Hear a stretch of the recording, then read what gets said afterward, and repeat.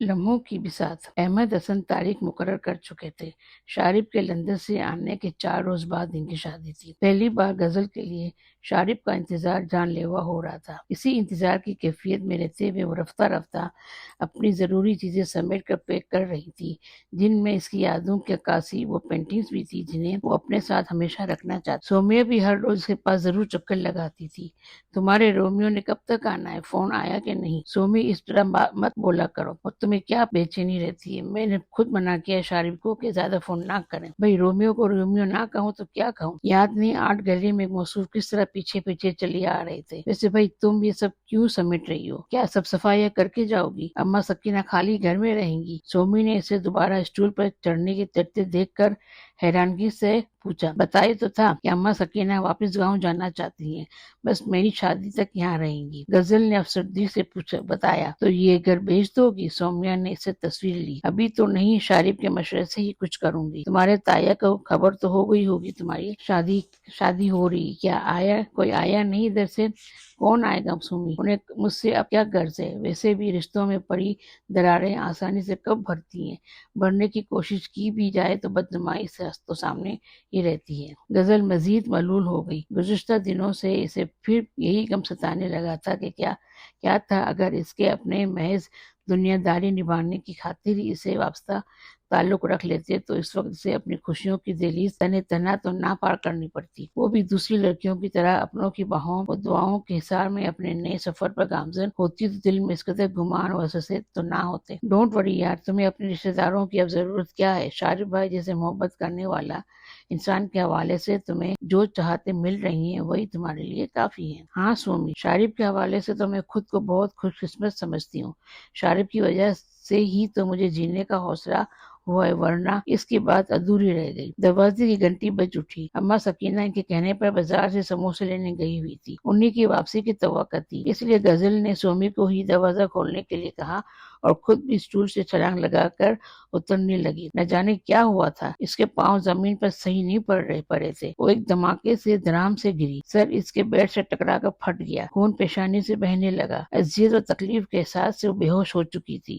دھماکے کی آواز سن کر سومیا دروازہ کھولے بغیر ہی پلٹ آئی اور غزل کو فرش پر بے سود پڑے دیکھ کر وہ بھی پریشان ہوئی تھی۔ اس کی سمجھ میں نہیں آ رہا تھا کہ کیا کرے۔ گھنٹی پر کوئی ہاتھ رکھ کے کھڑا تھا، اس سے وہ مزید بخلا اٹھی تھی۔ غزل کیا ہوا ہے؟ کیسے گری ہو تم؟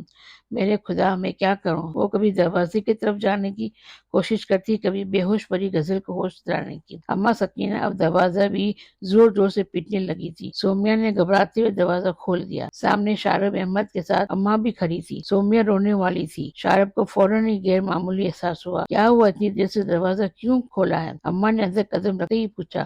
وہ اماں، وہ شارب بھائی، غزل اسٹول سے گر گئی ہے، اس کے سر سے خون بھی بہ رہا ہے۔ اور کیا کہا ہے وہ؟ کہاں ہے وہ؟ شارب کے ہاتھ میں جو تحائف تھے وہ ہاتھ سے نکل کر اس کے قدموں میں بکھر گئے۔ وہ بے اختیار ہی کمرے کی طرف بڑھا اور پھر اسے اس طرح پڑے دیکھ کر ایک لمحے کے لیے اسے بھی اپنے جسم سے جان نکلتی محسوس ہوئی، مگر اگلے پل وہ غزل کو بازوؤں میں اٹھا کر دیوانہ وار باہر نکلتا چلا گیا۔ سومیا بمشکل اس حد تک پہنچ سکی تھی۔ اماں بھی چیختی ہوئی پیچھے رہ گئی۔ وہ اسے گاڑی میں ڈال کر سیدھا اسپتال پہنچا۔ کچھ دیر پہلے ہی وہ فلائٹ سے واپس آیا تھا اور آتے ہی فریش ہو کر غزل کو سرپرائز دینے کی چاہ میں بنا بتائے آیا تھا۔ اسے کیا خبر تھی غزل اسے اس طرح سے ملے گی؟ اسپتال میں اس کے ماتھے کے زخم کی ڈریسنگ کر دی گئی، ضروری ٹریٹمنٹ بھی دی جا چکی تھی، پھر بھی نہ جانے کیوں مسلسل 4 گھنٹے سے بے ہوش تھی، جس پر ڈاکٹر کو بھی تشویش تھی اور وہ خود بھی پریشان سا چکراتا پھر رہا تھا۔ ڈاکٹر نے اپنے 3 غزل کے تمام ٹیسٹ بھی فوری طور پر کرا لیے اور اس کے بعد وہ شارب سے مسلسل پوچھ رہے تھے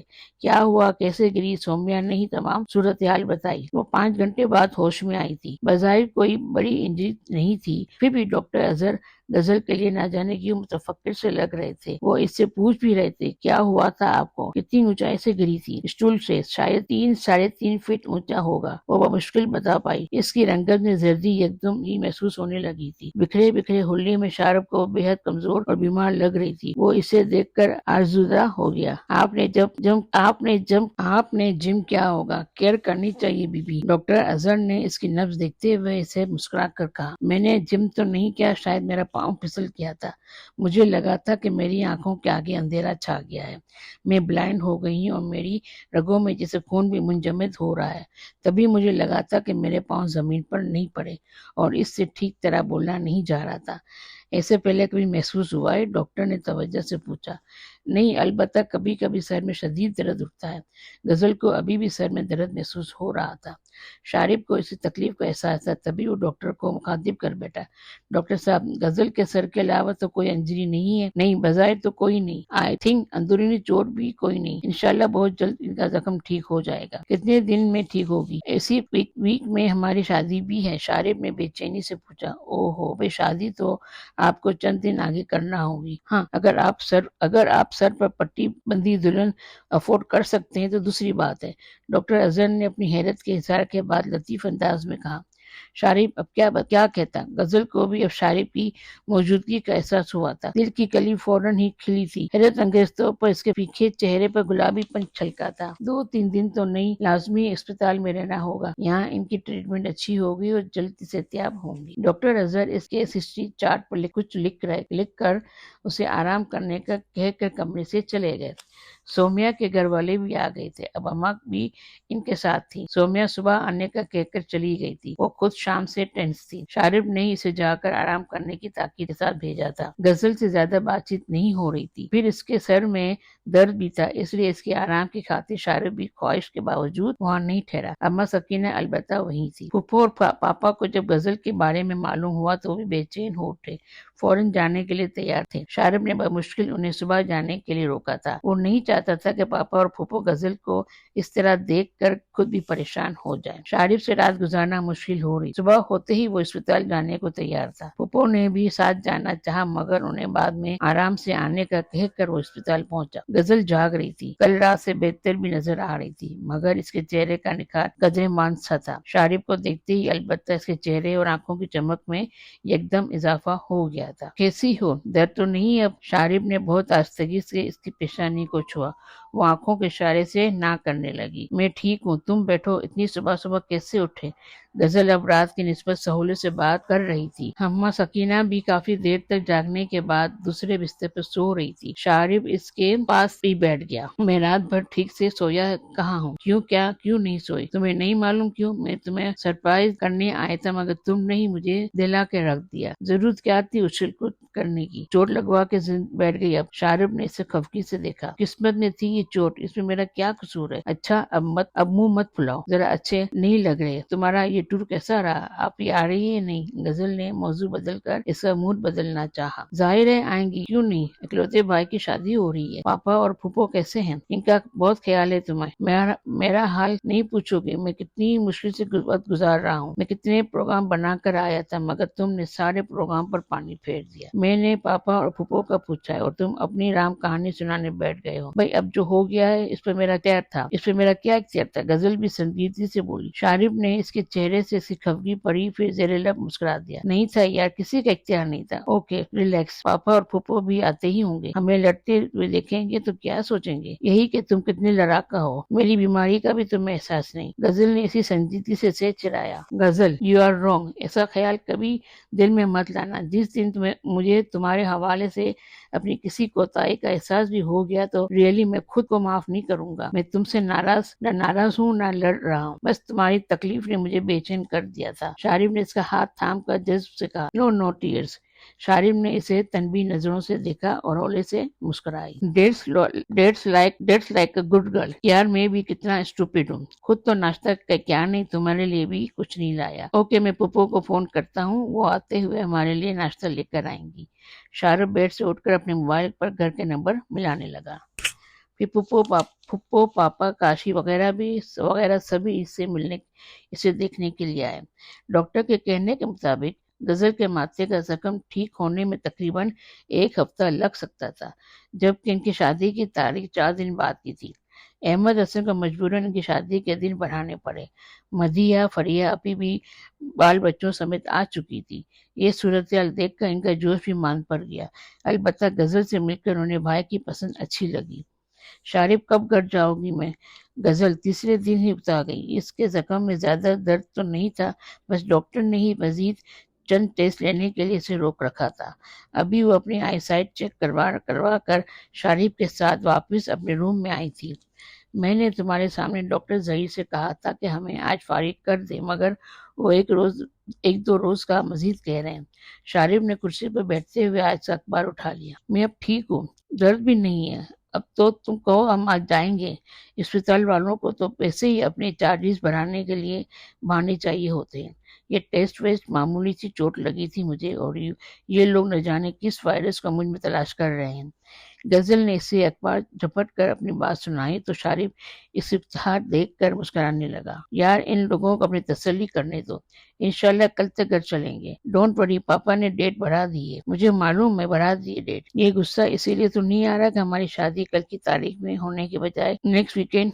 شارب نے اسے چھیڑا۔ شٹ اپ، شرم تو نہیں آتی؟ وہ جی پی بلکہ خفا ہو گئی۔ آتی تو ہے مگر چلی جاتی ہے تمہارے پاس، تمہیں گھر والے روکتے نہیں؟ ہر وقت یہی ہوتے ہو۔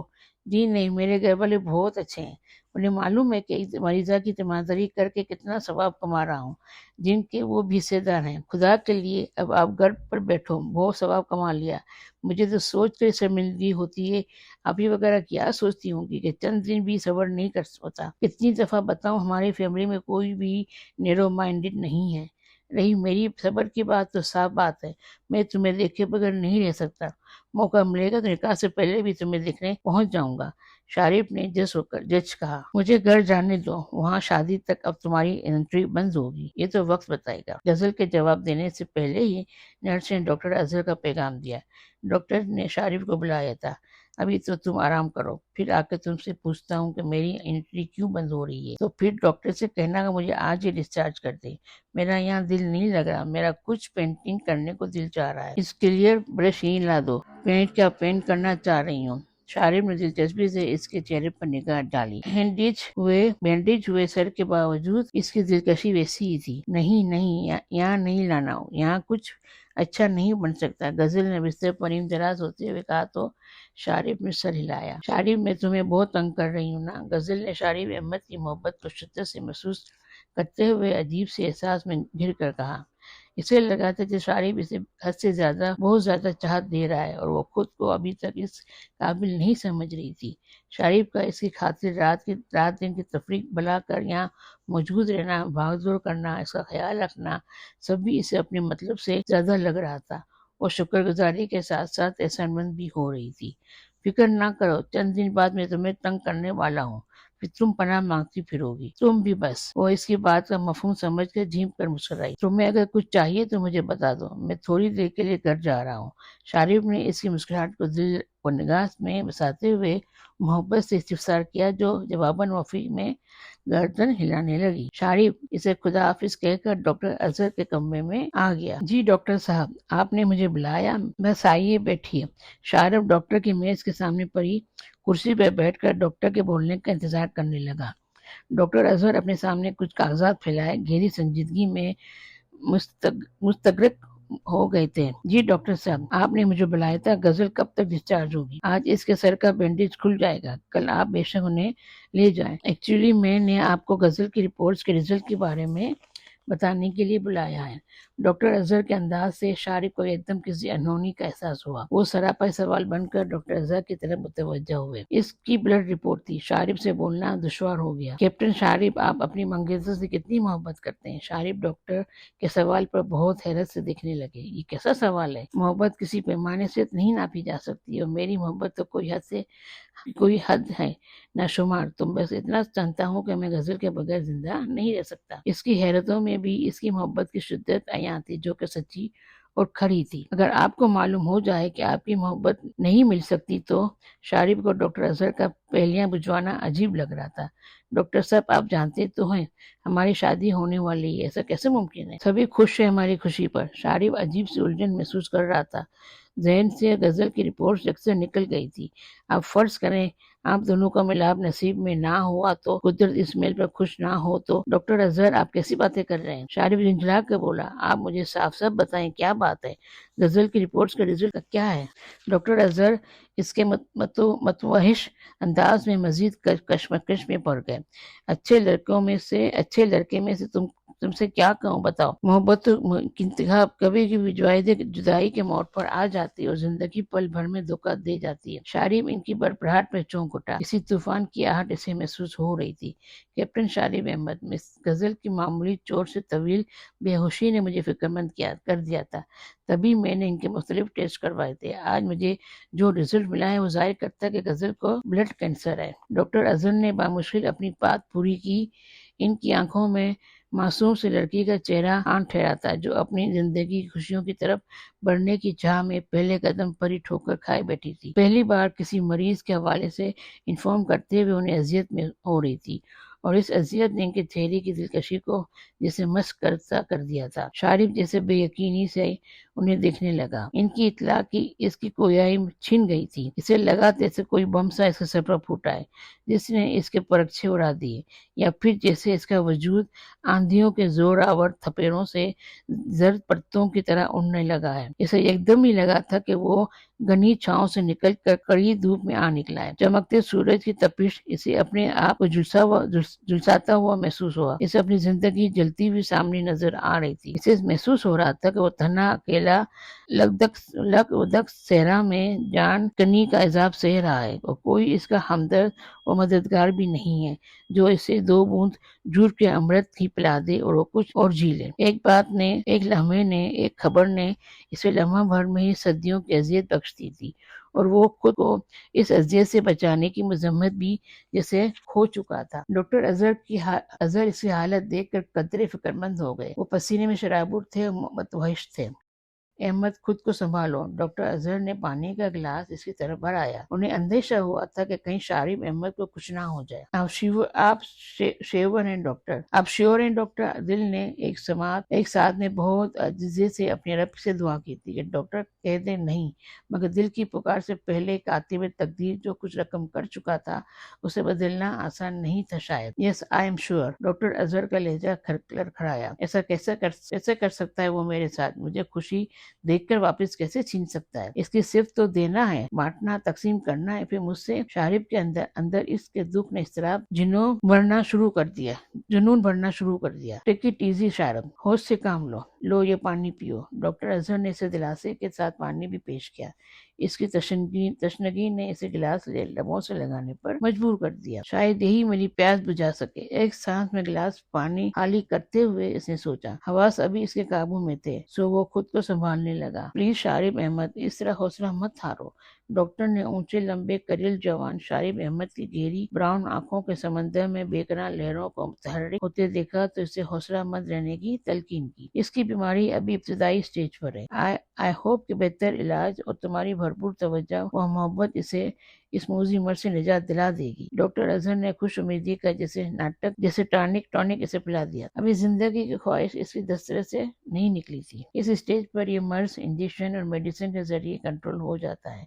दूसरी सूरत में ब्लड ट्रांसप्लांटेशन से भी मरीज की जिंदगी को बका मिल सकती है। ये तरीका इलाज बहुत मौसर होता है। बस इस अमल में मरीज की विल पावर को ग्रोन अप करना जरूरी है। डॉक्टर अजहर इसे संभलते देखकर इसे गजल के इलाज के बारे में तफसील बता रहे थे। मगर डॉक्टर साहब, मैं गजल को किस तरह बता सकता हूँ कि वो नहीं डॉक्टर साहब, वो तो सुनकर ही मर जाएगी। मैं इसे इस अजियत में नहीं देख सकता। वो तो सुनते ही मुझसे दूर हो जाएगी। और किस कदर एहसास है ये मैं जानता हूँ। मैं इसे मरते नहीं देख सकता। मैं इसे हर सूरत में जिंदा देखना चाहता हूँ। मैं आपको क्या बताऊँ, वो ना रही तो मैं भी। शारिब अहमद की आवाज इसके करब से रंजने लगी थी। ऐसी बातें नहीं करते। मैंने अगर आपको इसकी बीमारी के में बताया है तो इसका इलाज भी बताया है। इंशाल्लाह वो ठीक हो जाएगी। आप इस इलाज के लिए आमादा करें। मुझे उम्मीद है कि वो सेहतयाब हो जाएगी। डॉक्टर अजहर ने शारिब की हालत के पेश नजर उसे बहुत तसल्ली आमेज लहजे में समझा दिया। आप नहीं जानते डॉक्टर साहब, इसे मेरी नहीं, मुझे इसकी जरूरत है। इसे ठीक होना पड़ेगा। इसे मेरे लिए जीना होगा। इसके बगैर मैं तो बिल्कुल अधूरा हूँ। इसके बिना तो मैं ऐसे चिराग की मानिंद हूँ जिसमें रोशनी ना हो, ऐसा फूल हूँ जिसमें खुशबू ना हो। मेरी ताजगी और शुगुफ्तगी तो वही है। मैं इसे इस तरह खुद से दूर नहीं जाने दूंगा। इसे मेरे साथ मेरी खुशियों का जहां आबाद करना होगा। शारिब अहमद बेखुद हो रहा था। कर्ब की हालत भी इसके जज्बों को रोक नहीं सकती थी। آنکھوں میں نمی تھی، لہجے میں لرزش تھی، حالت میں نیم دیوانگی تھی، اور زندگی کی ہر کھٹائی سے نبرد آزما ہونے کا حوصلہ اور عزم اس کے اندر سے جھلکنے لگا تھا۔ ڈاکٹر نے اٹھ کر اسے کندھوں پر ہاتھ جما کر جیسے اس کے عزم و حوصلے پر اسے خاموش داد دی، پھر کچھ توقف کے بعد اسے مخاطب کیا۔ شارب احمد، غزل کی صحتیابی میں آپ کا یہی حوصلہ کار فرما ہوگا۔ شارب نے خود کو سنبھالتے ہوئے سر ہلایا۔ ڈاکٹر صاحب، میری آپ سے ایک ریکویسٹ ہے، پلیز غزل کی بیماری کے حوالے سے میرے علاوہ کسی سے بھی ڈسکس مت کیجیے گا، اور پلیز ڈاکٹر، غزل کو بھی اس بات کا ایک نقطہ بھی معلوم نہیں ہونا چاہیے کہ اس کی ٹریٹمنٹ آپ رازداری سے شروع کر دیجیے یا کسی کنسلٹنٹ کے پاس جانا پڑے گا۔ شارب نے خود کو سنبھال لیا تھا۔ غزل کی زندگی کے لیے بلکہ اپنی زندگی کے لیے اسے حوصلہ کرنا ہی پڑا۔ ایک پل میں وہ سوچ کی گہرائیوں سے ہو آیا تھا۔ پراپرلی ٹریٹمنٹ کے لیے آپ ڈاکٹر فوزیہ راحیل سے کنسلٹ کر لیں۔ میں ان سے فون پر غزل کا کیس ڈسکس کر لوں گا، وہ آپ کے حسب منشا کوآپریٹ کریں گی۔ اوکے۔ وہ سر ہلا کر اٹھ کھڑا ہوا۔ اسے ابھی خود کو مزید سنبھالنا تھا۔ اب اسے اپنی تمام تر ہمتوں اور حوصلوں کے ساتھ غزل کے سامنے جانا تھا۔ وہ واپس گھر آ گیا تھا اور آتے ہی اپنے کمرے میں گھس کر کچھ دیر کے لیے خود کو بے بس چھوڑ دیا۔ زندگی ہمیشہ اس سے مذاق کرتی چلی آ رہی تھی۔ اس کی بے بسی پر وہ ٹھہکا لگا کر دور کھڑی تماشا دیکھتی رہتی تھی، اور وہ جب ٹوٹ کر بکھرنے لگتا تھا تو شاید رحم کھا کر اسے سنبھالنے کے لیے کوئی نہ کوئی کمزور سہارا اس کے لیے فراہم کر دیتی تھی۔ اسے یاد آیا اس نے جب جس چیز یا انسان کو شدت سے اپنے لیے دیکھنا چاہا وہی اس سے دور ہو گیا۔ پہلے بھی اس کا دل خوشگواں محبت کی سنہری ڈور کی مضبوطی کو جانچے پرکھے بغیر وادی پر کھار کی سیر کرتا رہتا تھا، آسمان کی وسعتوں میں کھونے کی چاہ کرتا تھا۔ اسے ہوش تو تب آیا جب وہ سنہری ڈور بیچ راہ میں کٹ چکی تھی، اور وہ پھر کٹی پتنگ کی مانند ادھر ادھر ہچولے کھاتا رہا۔ کسی بھی آسرے کی آس میں وہ لیئر ہونے لگا تھا۔ پھر محبت کی گوند نے اسے نئے سرے سے جوڑ کر چاہت کی نئی ڈور سے باندھا تھا۔ پھر وہ اسے پھر سے اڑنے کی چاہ رکھتا تھا، وسعتوں کو ناپنا اور بلندیوں کو چھونا چاہتا تھا، مگر اڑان سے پہلے ہی اسے ادراک آگہی کی تیز ہوا نے بتا دیا تھا کہ اس کی ذات کی پتنگ سے بندھی ڈور کمزور ناکافی بھی ہے۔ وہ پھر بھی اس کے ساتھ چاہت کے آسمان تک جانے کی تمنا رکھتا تھا۔ اس کے اندر امید بھی تھی اور یقین کی روشنی بھی کہ وہ اپنی محبت کے ساتھ زندگی کے جتنا سفر بھی طے کرے گا وہی اس کی جیت کا حاصل ہوگا۔ بہت عرصے بعد وہ خدائے بزرگ و برتر کے آگے سجود ہوا۔ اس کا روم سراپا دعا بن گیا تھا۔ غزل کے لیے اس کا گرگرانا اس کی سچی محبت کا گواہ تھا۔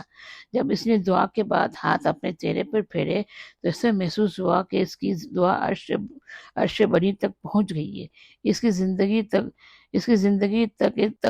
غزل اس سے کوئی نہیں چھین سکتا۔ طمانینت اور سکون نے اس کے مضطرب احساس اور جنون کو کچھ مطمئن کر دیا۔ جائے نماز سے اٹھ کر اپنے بستر پر آیا تو نگاہ بیڈ سائڈ ٹیبل پر رکھی غزل کی منگنی والے دن کی بسراتی تصویر پر جا ٹھہری۔ سویٹی، تمہاری ذات تو اب میری امانت ہے۔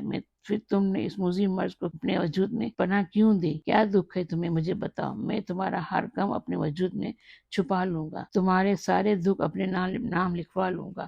تمہیں صرف میرے لیے میری محبت کی خاطر ایک دشمن جہاں سے پیچھا چھڑانا پڑے گا، ورنہ تم جانتی ہو نا جس قدر دکھ تمہیں ہوگا اس سے بڑھ کر اذیت میں سہوں گا۔ تمہارے لبوں سے ادا ہوئی کرہ بھی مجھ پر تلوار کے وار سے زیادہ ہوگی۔ تمہیں زندگی کی طرف واپس آنا ہے سویٹی۔ ابھی تو میں نے تم پر اپنی چاہتوں کو عیاں نہیں کیا، ابھی تو میں نے تم سے اقرار محبت نہیں سنا۔ تم کیسے مجھے تشنا و بے آب چھوڑ سکتی ہو، کیسے مجھے راہ محبت کے سفر پہ تنہا چھوڑ سکتی ہو؟ سنو میری جان، تمہیں اس راہ پر میرے ساتھ ہمیشہ میرے ساتھ چلنا ہے۔ اگر تم نے میرے ساتھ بے وفائی کی، مجھے راہ میں تنہا چھوڑ دیا تو فون کی بیل نے اس کے خیالات بکھرا دیے۔ دوسری طرف کاشی تھا جو غزل کی خیریت معلوم کر رہا تھا۔ شارب نے بمشکل خود کو سنبھال کر اپنے ساتھ کاشان کو بھی ملا دیا۔ آپ اب آ رہے ہیں نا؟ میں تو آپ کا انتظار کر کے اب جانے والی تھی، سومیا نے اسے دیکھتے ہوئے شکوہ کیا۔ وہ شام ڈھلے کچھ دیر سونے کے بعد قدرے فریش ہو کر اسپتال پہنچا تھا۔ تو ایکچولی میں کچھ دیر کے لیے سو گیا تھا اور آپ اوکے اب تیماردار حاضر ہے، آپ جا سکتی ہیں۔ وہ غزل کے قریبی صوفے پر بیٹھ گیا۔ اوہو، میں اس لیے تو آپ کا انتظار نہیں کر رہی تھی۔ پھر اس نے پہلے سومیا اور پھر غزل کو استفہامیہ نظروں سے دیکھا۔ غزل اسپتال سے جانا چاہتی ہے، وہ تو جانا ہی ہے مگر کل صبح، اور ہاں ڈاکٹر اظہر نے ایک شرط رکھی ہے، تمہیں گھر جا کر کمپلیٹ ریسٹ کرنا ہوگا، رونا دھونا بھی نہیں، اور تمہیں پراپرلی میڈیسن بھی لینا پڑے گی جب تک تمہاری ویکنس دور نہیں ہو جاتی۔ اوکے، گھر جانے کے لیے مجھے سب کچھ منظور ہے۔ غزل نے فوراً ہی حامی بھر لی اور سر ہلا کر ہنسا۔ یہ زبانی کلامی بات نہیں ہے، میں تم پر چیک رکھوں گا۔ وہ تو تم ہمیشہ ہی رکھتے ہو، بتانے کی کیا ضرورت ہے؟ غزل نے چڑ کر کہا۔ تمہیں گھر جانا ہے نا؟ شارب نے اسے مصنوعی طور پر دھمکایا۔ پلیز سیریس شارب بھائی، آپ دونوں کی یہ بے سر پیٹ کی لڑائی مجھے دیر ہو جائے گی۔ ایکچولی گھر میں کچھ گیسٹ آئے ہیں، اگر آپ مجھے ڈراپ کر دیں تو۔ سومیا نے اٹھ کر ان کے درمیان جھگڑا پھیلنے سے پہلے ہی اپنا مسئلہ بیان کیا تو شارب فوراً اٹھ کھڑا ہوا۔ آف کورس وائی ناٹ، تم چل رہی ہو غزل؟ شارب نے اسے پیشکش کی تو وہ فوراً ہی تیار ہو گئی۔ اسپتال کے ماحول سے خاصی اکتائی ہوئی تھی۔ ماسی کو وہیں رہنے کا کہہ کر وہ تینوں اسپتال سے نکل آئے۔ سومیا کو اس کے گھر ڈراپ کر کے کافی دیر تک وہ اس کے ساتھ سڑکیں ناپتا رہا، اسے مستقبل کے سہانے خواب دکھاتا رہا، اپنے اگلے پروگرام بتاتا رہا۔ غزل دل ہی دل میں خوش ہونے لگی، خوش ہونے کے ساتھ اس کی باتیں خاموشی سے سن کر مسکراتی رہی۔ غزل، تمہیں میرے ساتھ بات کرتے ہوئے کیا ہو جاتا ہے؟ نہ کوئی رائے، نہ پسند کا اظہار، ہر بات پر سر ہلاتی جا رہی ہو۔ اتنی بار سر ہلا کر سر نہیں دکھ رہا، اپنی زبان کو بھی زحمت دے دیا کرو۔ شارب اسی طویل خاموشی سے اکتا کر چڑے ہوئے انداز میں اسے کہہ رہا تھا۔ وہ پھر سے ہنس پڑی۔ جب میں تمہاری کسی بات سے اختلاف کرتی ہوں تب بھی تمہیں برا لگتا ہے۔ مجھے تمہاری کسی بات پر یا فیصلے سے کوئی اختلاف نہیں، تو کیا کہوں؟ اور تمہیں معلوم ہے میری عادت، مجھے خود بولنے سے زیادہ سننا اچھا لگتا ہے، اور مجھے جب میں سفر پر نکلتا ہوں تو دل چاہتا ہے کہ میرے ہمراہ تمہاری خوشبو بھری باتیں ہوں جو میرے ایوان دل کو ہی نہیں میری سماعتوں کو بھی مہکاتی رہے، مگر تم تو اپنی چاہت کی سندلی جھونکوں کو بھی پہرا بٹھا کے رکھتی ہو۔ غزل نے شرم سے بزدل پلکوں کو مزید جھکا لیا۔ وہ جانتی تھی شارب اسے اقرار محبت چاہتا ہے، لیکن اس کی حیا، اس کی شرم ہمیشہ راستہ روکے کھڑی تھی۔ وہ چاہتی بھی تو شارب کی طرف بے اختیاری سے نہیں بڑھ سکتی تھی۔ جہاں اتنا انتظار کیا ہے، کچھ دن اور نہیں کر سکتے؟ وقت آنے دو، میری چاہت، میری محبت، سبھی کچھ تمہارے لیے ہے۔ اس کی زبان ابھی بھی اس کا ساتھ نہیں دے رہی تھی، بس پلکیں اٹھا کر اس نے شارب احمد کی بے کلی کو قرار دینا چاہا تھا۔ شارب بھی چند لمحے اس کی جانب دیکھنے کے بعد سر جھٹک کر رہ گیا۔ اسے صبر کا دامن پھر سے تھامنا تھا۔ دراصل اس نے اپنے اندر ابھرتے کرب کو جھٹک کر جھاڑا تھا جو غزل کے دلکش سراپے اور عنائی بھرے چہرے کو دیکھ کر اٹھنے لگا تھا۔ سویٹی، میں صبح سب کے سامنے کہہ نہیں سکوں گا، اس لیے ابھی کہہ رہا ہوں کہ اپنا بہت زیادہ خیال رکھنا۔ وہ اسے دوبارہ اسپتال لے آیا تھا۔ ڈونٹ وری شارب، میں آپ کیئر کروں گی، لیکن پلیز تم مجھے بار بار تنگ کرنے نہیں آنا، صرف فون الاؤ ہے، سمجھے؟ یہ تو کل دیکھی جائے گی، تم ابھی اپنی میڈیسن لے کر سونا، میں صبح آ جاؤں گا، اوکے؟ وہ جواباً سر ہلانے لگی۔ شارب سے کچھ کہنا سننا محال تھا، نہ جانے وہ کیوں اس کی طرف سے اس قدر فکرمند ہو رہا تھا۔ غزل کو اس کی فکرمندی اچھی بھی لگ رہی تھی، وہ اس کی محبت کو مزید اپنے اندر اترتے محسوس کر رہی تھی۔ شارب احمد نے اپنا درد سب سے چھپا لیا تھا، اسے ہر حال میں غزل کو اپنے ساتھ ہم قدم دیکھنا تھا۔ وہ اپنی زندگی کا ہر لمحہ اس کے نام لکھنے کے بعد اس کی ہمراہی کا لطف اٹھانے کے لیے سارے رستے گلاب کرنا چاہتا تھا، اور اس عمل میں اس کے گھر والے بھی شریک کار تھے۔ تمام رسومات روایتی انداز میں ادا ہونی تھی، لمحے کو انہوں نے بہت دلکشی سے مقید کر لیا تھا۔ غزل اپنی قسمت پر نازاں تھی، زندگی کا سفر کا ساتھی اسے جس چاہت سے اپنے ہم سفر کر رہا تھا، یہ عمل رشک امیز ہی تھا۔ پھر بھی اپنوں کی کمی بار بار پلکیں بھگو دیتی تھی، اور بار بار ہی شارب کا تنبیہی فون اسے رونے سے مسکرانے پر مجبور کر دیتا تھا۔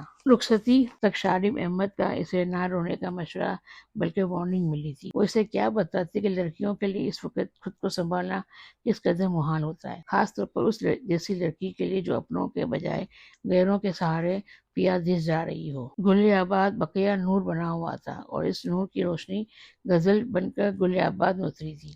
اس کی پذیرائی بہت شاندار ہوئی تھی۔ سبھی کی اپنائیت نے اس کے دل سے تمام وسوسے اور خدشات نکال دیے تھے جو کہ اسے اپنے تنہا ہونے کے حوالے سے ہمیشہ رہتے تھے۔ شارف احمد کی بہنوں، بھانجے، بھانجیوں اور خصوصاً جینی کے محبت آمیز رویوں نے اسے جیسے بہت بڑی دولت دے دی تھی۔ وہ سب اس کے کمرے میں جمع ایسے چھیڑ چھاڑ کر رہے تھے اور خود بھی آپس میں الجھ رہے تھے۔ تابش اور تابشہ کے لیے یہ سب بالکل نیا اور دلچسپ تھا، خصوصاً اپنی میمی یعنی غزل کا حیا بار رویہ اور شارف ماموں کی بے چینیاں دبے تابیاں۔ پھر تمام دوریاں فاصلے مٹائے اور بے تابیوں کے قرار کے لیے شارف احمد سب کی ڈیمانڈ پوری کر کے اس کے مد مقابل تھا۔ اس کے جذبوں میں آج ایک نئی ترنگ اٹھی تھی۔ اس کے سامنے بیٹا حسن مجسم صرف اس کی ملکیت تھا۔ آج اسے اپنے دل کی باتیں کہہ دینے سے کوئی روک نہیں سکتا تھا۔ غزل کی شرم و حیا بھی نہیں۔ غزل نے بوجھل پلکوں کو جنبش دیکھ کر اس کی جانب دیکھا تھا جہاں اس کے چہرے پر خوشیوں کا عکس تھا۔ من کی مراد پانے کی آسودگی، اور یہی آسودگی غزل کو آسودہ کرتی چلی گئی۔ آج کی رات وہ بھی شارف احمد سے اقرار محبت وفا کرنے میں جھجکی نہیں تھی۔